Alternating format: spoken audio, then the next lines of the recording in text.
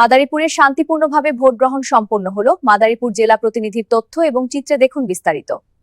ত্রয়োদশ জাতীয় সংসদ নির্বাচন ও গণভোট ঘিরে সকাল থেকেই বিভিন্ন ভোটকেন্দ্রে ভোটগ্রহণ শুরু হয়েছে। এদিকে ভোটগ্রহণ শুরু হওয়ার নির্ধারিত সময়ের অনেক আগেই নারী পুরুষ সহ নানা বয়সী ভোটাররা কেন্দ্রে এসে অবস্থান নিয়েছিলেন। মাদারীপুরের পৌর শহরের বিভিন্ন এলাকায় সরেজমিনে ঘুরে দেখা গেছে সকাল 7:30টায় ভোটগ্রহণ শুরু হওয়ার কথা থাকলেও বেশ আগেই কেন্দ্রে চলে এসেছেন উৎসুক জনতা। তারা বলেছেন, আমাদের কাছে মনে হচ্ছে ঈদের আনন্দ। এদিকে মাদারীপুর ডোনোভান সরকারি উচ্চ বালিকা উচ্চ বিদ্যালয় কেন্দ্রে ভর্তি পেশেছিলেন সর্বপ্রথম ভোটার মাদারীপুর 2 আসনের ধানের শীষ মনোনীত প্রার্থী জাহানদার আলী জাহান। মাদারীপুর 3 আসনের বিএনপি মনোনীত প্রার্থী আনিসুর রহমান খোকন তালুকদারকে তার নিজ কেন্দ্রে সহধর্মিণীকে সাথে নিয়ে ভোট দিতে দেখা গিয়েছে। মাদারীপুর 2 আসনের স্বতন্ত্র প্রার্থী মিল্টন বৌদ্ধ ভোটকেন্দ্রে দেখা যায়। মাদারীপুর 1 আসনের বিএনপি মনোনীত প্রার্থী নাদিরা মিঠু চৌধুরীকে ভোটারদের লাইনে দাঁড়িয়ে ভোটকেন্দ্রে গিয়ে ভোট দিতে দেখা যায়। মাদারীপুর 3 আসনে বাংলাদেশ জামায়াতে ইসলামের প্রার্থী মাওলানা রফিকুল ইসলাম ভোটকেন্দ্রে দেখা গেছে। তবে সকল প্রার্থী তার নিজ নিজ আসন থেকে জয় নিয়ে আশাবাদী। এবারে নির্বাচনী ভোটের কেন্দ্রে ঈদের মতো খুশির আমেজ লক্ষ্য করা গিয়েছে। উৎসবমুখর পরিবেশে ভোটারদের উপস্থিতি লক্ষ্য করা গেছে।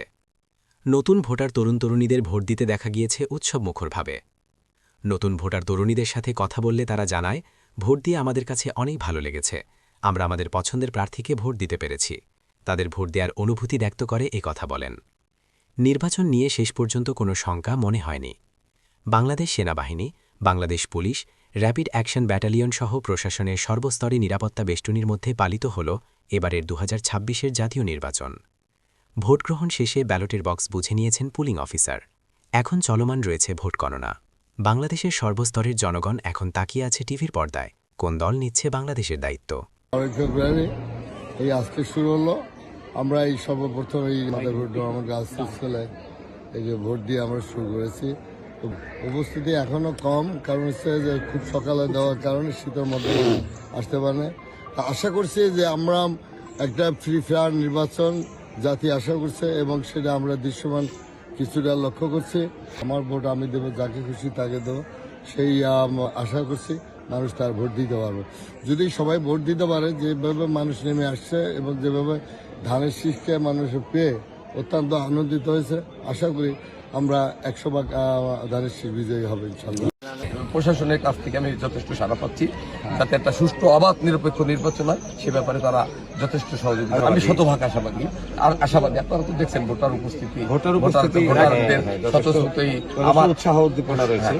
আমি এখন পর্যন্ত 2টা সেন্টার, আমি যেখানে গিয়েছি 2টা সেন্টারে ব্যাপক উপস্থিতি দেখেছি। আমি পরবর্তীতে আপনাকে জানাবো এই ব্যাপারে।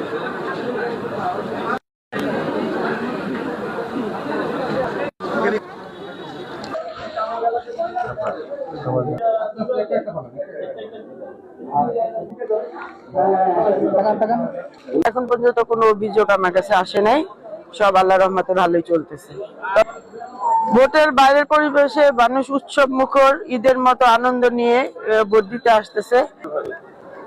জয়ের ব্যাপারে আমি 100% নিশ্চিত, আমার জয় হবেই। আসসালামু আলাইকুম ওয়া রাহমাতুল্লাহ। মাদারীপুর 3 আসন দাঁড়িপাল্লার পক্ষ থেকে সবাইকে আন্তরিক সালাম এবং শুভেচ্ছা।